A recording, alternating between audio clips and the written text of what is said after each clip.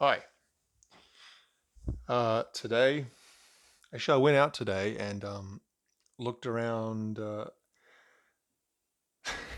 kind of always start these videos the same way. I looked around some places. So I actually looked in two music shops. I looked in a shop selling new CDs, which is not a very common thing nowadays. But there are a few shops in my city still selling new CDs, and I was actually very close to buying a brand new copy of Tool's 10,000 Days album. Which I believe I used to own about 14 years ago. But I don't know it now. And I saw it for $25, which would be about, what, $12 US, which is actually a pretty good price here for a new CD. But I didn't.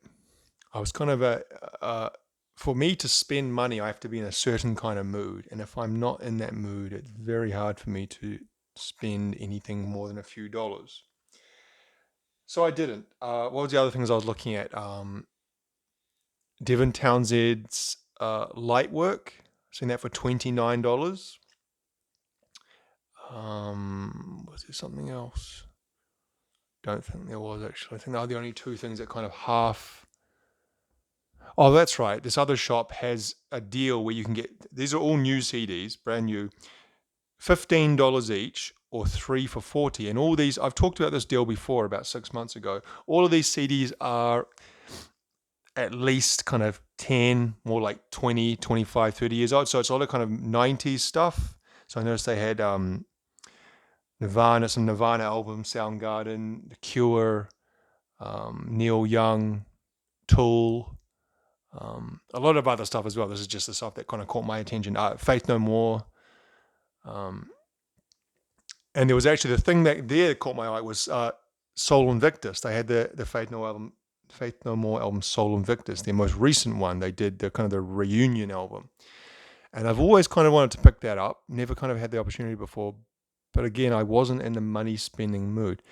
The good thing is that I am around that area quite often. So if I change my mind in the next couple of weeks, I might go back. Anyway, what did I get? If you watched my previous video yesterday, I showed that map of all the different areas of the city and kind of the places where I often shop. Well, the place that I talked about I go most often, which is about 5 minute walk from my house. And if I want to go to the supermarket, I have to walk past this place. So I often just pop in. I went in there again today. And I found two things. This was actually here last time I visited and I didn't get it. So I thought I wasn't going to get it, but then I found this. So often when I find one, then I think, well, I might as well buy two. $2 instead of $1. And what's this? Temple of Lomen. But it's not just any Temple of Lomen, because well, you can see there upside down, but it's the Japanese edition. If you can read katakana, katakana is actually, if you're interested in Japanese culture or anything at all, and you want a kind of pathway into the language, I recommend starting with learning to read katakana. Because katakana is very easy to learn to read. You can read it, and you can learn in a couple of hours, or at least I could, and I'm not very smart, so anyone could. And what katakana is the particular alphabet in Japanese that is used specifically for non-Japanese words. So, for example, if you go to a restaurant on a menu, and a lot of Japanese, they use kind of anglicized, no, Japanized, is that the word? Japanified. They Japanize English words. So like, I don't know, like Coca-Cola, or I'm sure you know what I'm talking about. So you can immediately look at something and find the foreign words, and usually just by kind of sounding them out, you can go, oh, they're trying to say this. And in a restaurant, that comes in very handy. Well, here we have crowded house, tempuru, overlomin. Anyway, it's the Japanese edition. Now, why is the Japanese edition of a Crowded House album for sale in a New Zealand secondhand shop? That's kind of a very roundabout thing, isn't it? Because Crowded House, well, I consider them to be a New Zealand band. I know a lot of Australians think they're Australian, but Neil Finn, Crowded House is Neil Finn, and Neil Finn is a New Zealander. So as far as I'm concerned, they're a New Zealander band. So a New Zealand band's album that was purchased in Japan and then somehow made its way back to New Zealand and for sale in a second-hand shop. Now, Japanese editions are sometimes kind of sought after pressings because often they'll have bonus tracks. This one doesn't have a bonus track because I know the track. I used to own this album. The track listing was the same. Ends with "Better Be Home Soon." This was their second album. Came out in 80. The first album was 86, so this would have been 89-ish, 88, 89, 88 on Capitol. Temple of Low Men, and we see here the liner notes are all in Japanese. So this would have been the 88 edition. Okay, so these were written in 1990. These liner notes by Makinari Yamada. Actually, I won't. So I was going to go into a little sidetrack there about someone I used to know with the name Yamada. Mizuki. We'll leave it there. Oh, here we go. We've got the English version as well. That's often the case with the Japanese editions. I'll have the Japanese language version and now the English version as well. See, all the songs written by Neil Finn. Neil Finn, Neil Finn, Neil Finn, Neil Finn, Neil Finn. Any of these got co-writers? Neil Finn, Neil Finn, no. He's kind of like rubbing it in there, isn't he? In Finn on every song. We know that if we were to thank everyone deserving, we would probably leave someone out. So we'd like to thank all family, friends, supporters, and house guests. Recorded in Melbourne and at the Sunset Sound Factory in LA. And this is obviously pre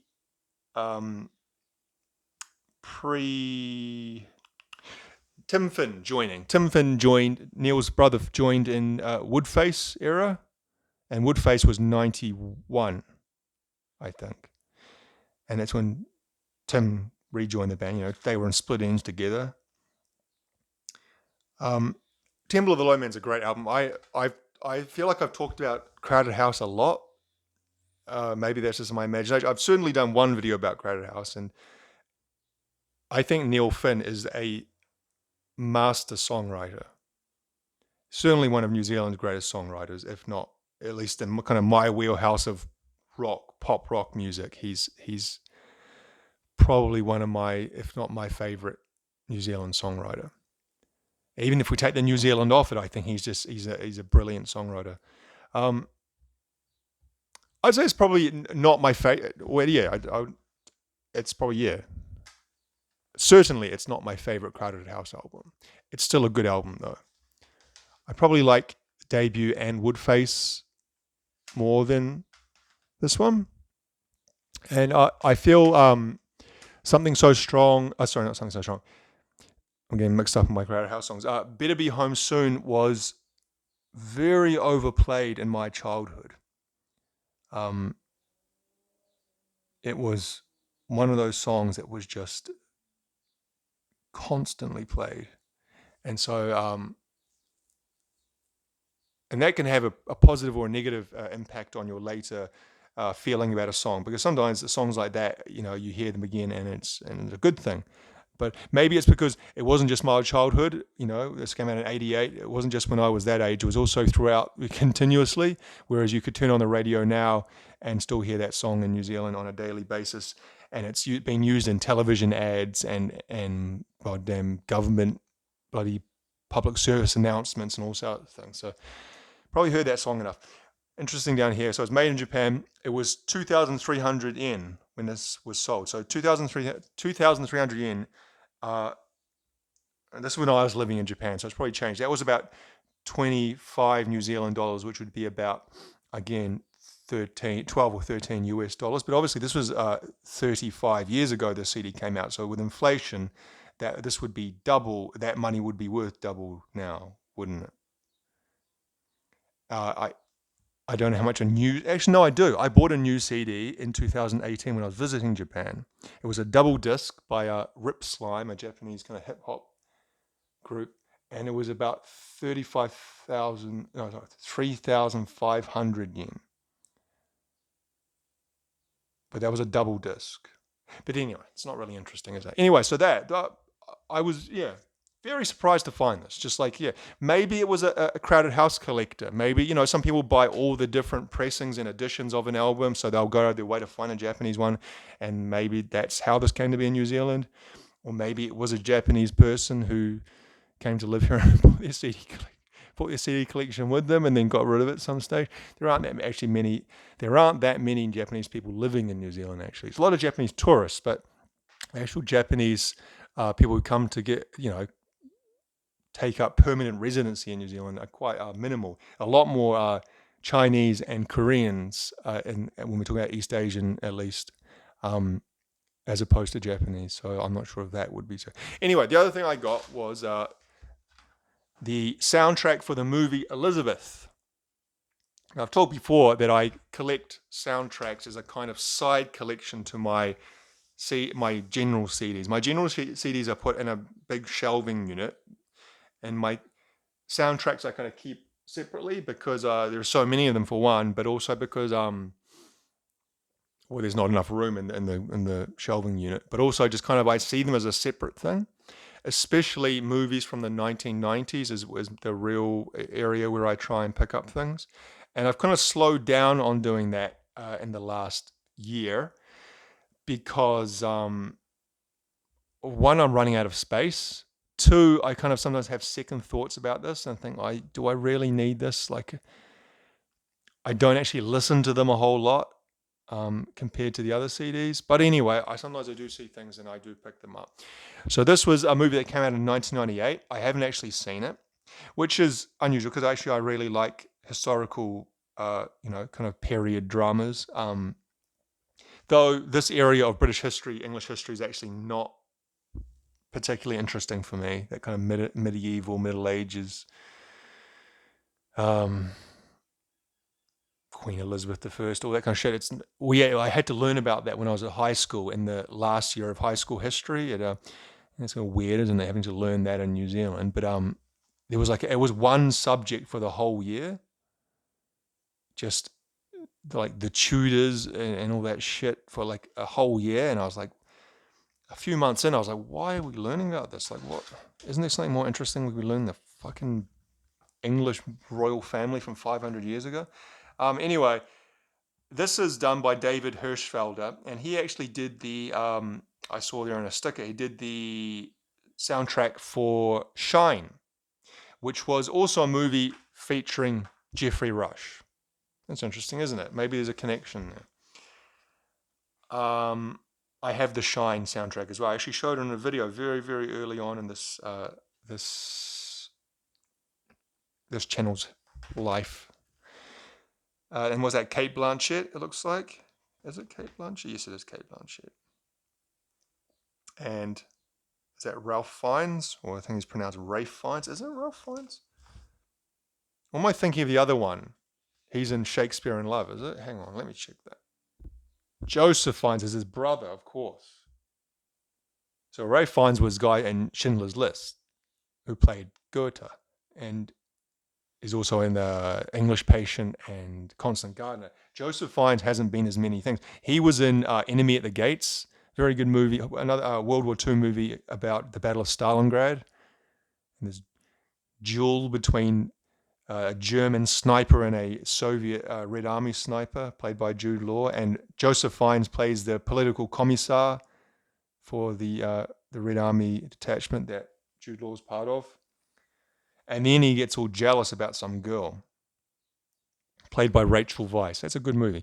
Anyway, don't really have much to say about this because I've never seen the movie and I haven't listened to this yet. But I picked it up for $1 and it's something to add to my 1990s movie soundtracks that I have got a fair number of now. The Elizabeth Overture.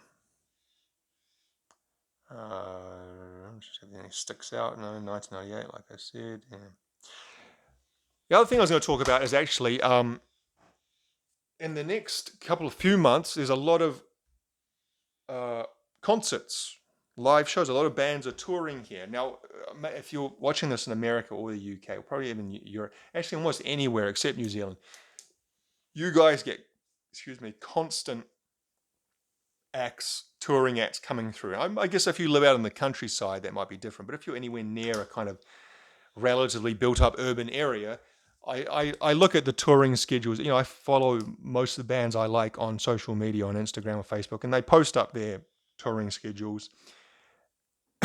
And, I see that they go through kind of these 2 or 3 month treks through the USA and hitting pretty much every area possible, and at least drivable. I guess if you live kind of right out in the middle of like Montana or something there, or it might be a bit hard. But down here in New Zealand, we're not as lucky to get artists touring because we're a little island in the South Pacific, and it costs a lot of money to travel down here, and it's not a very big population. So what's it called?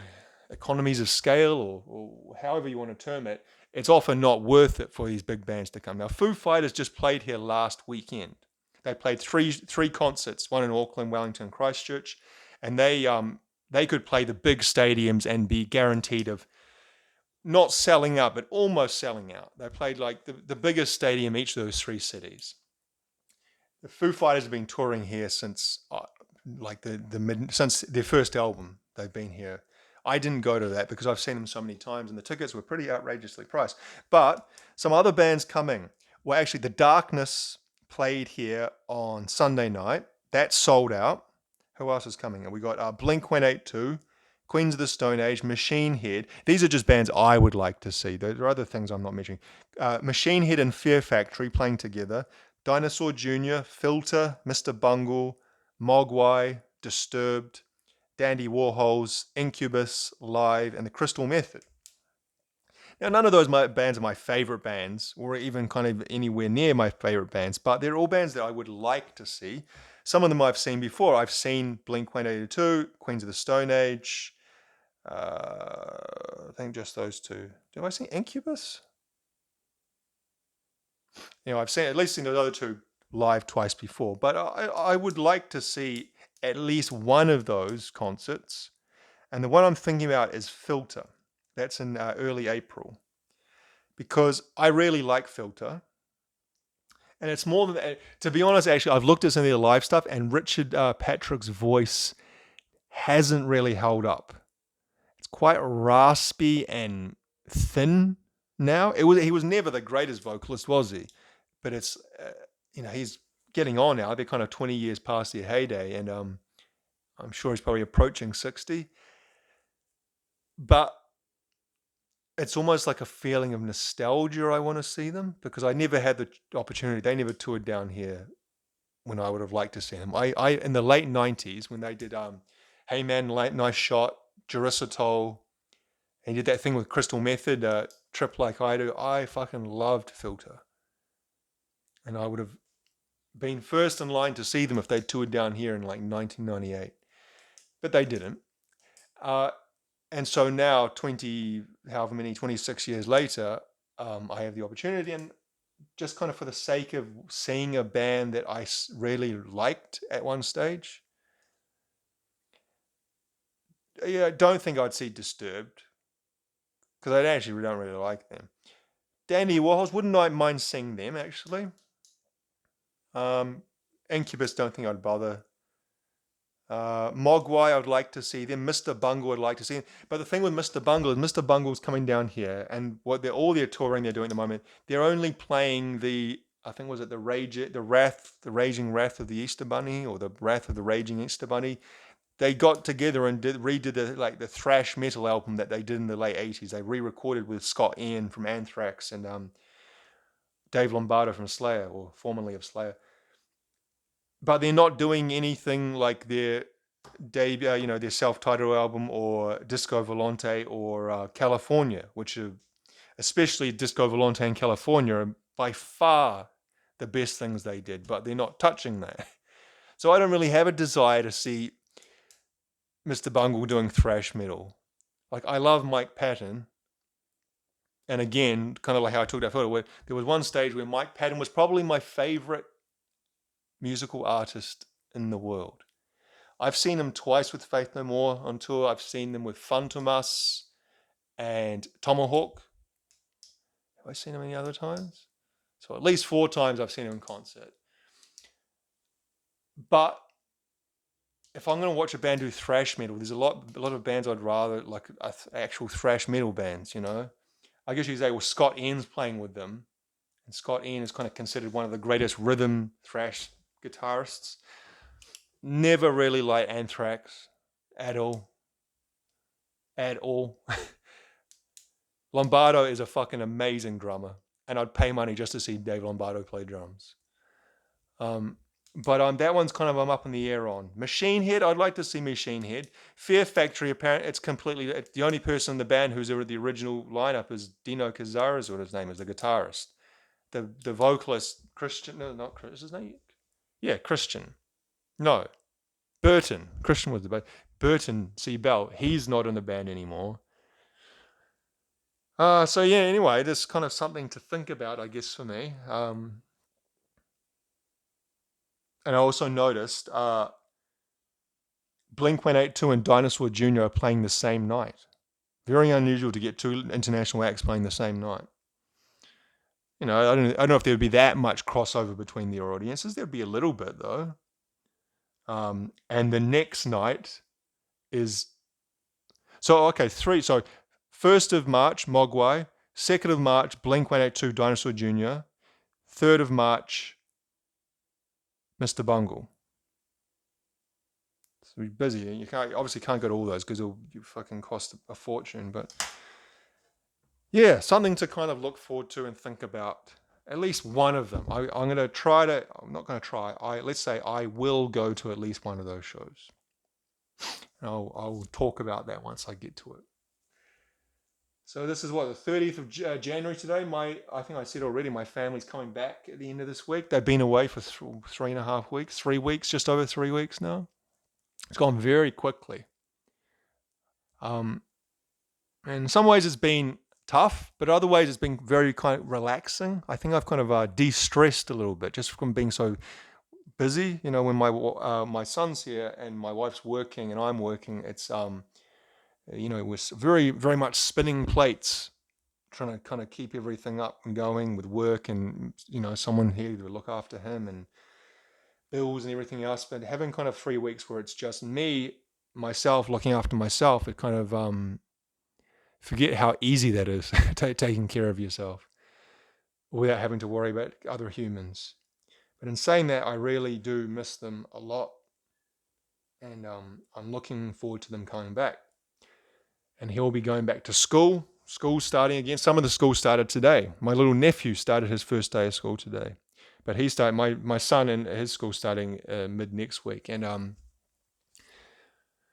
it's already February. And then you kind of this feeling of, I guess you get older, just like the seasons, just like this cycle. Even though I should be used to it after 40 some years. The seasons come and then you get to this time, the kids go back to school and this happens. It's like the cycle goes on and on and on. It kind of comes a little bit depressing, You just feel like life is moving and whether you like it or not kind of keeps going and it's going to drag you along whether you want to or not. Last night, actually, before I came, I drink when I say drink alcohol very, very rarely. But by the way, I've had a few beers here and there, nothing like, a couple of beers sometimes when I come home from work. I met a friend for a drink the other day. We had a couple of beers, having a chat about the old days. And last night, as I didn't have to work this morning, I sat outside on the kind of the balcony is a little bit misrepresented, the area where my front door is. And I sat out there and I kind of had a couple of beers, smoked a cigar, which again I never do, and I was listening to Radiohead, and it was just like the sky was perfect blue as the sun was kind of setting, really relaxing. And you kind of think, well, if you can get a few of those kinds of capture a few of those kind of like blissful sublime moments of relaxation, of kind of just listening to a song you love and just not having, just for a few minutes, just forgetting about all the shit you're worried about, you're stressed about. Maybe that's all you can really hope for from life sometimes. And you have to kind of accept that that's enough. Anyway, I want to leave it on a dour note, but anyway, I will leave it there. Thank you very much for watching.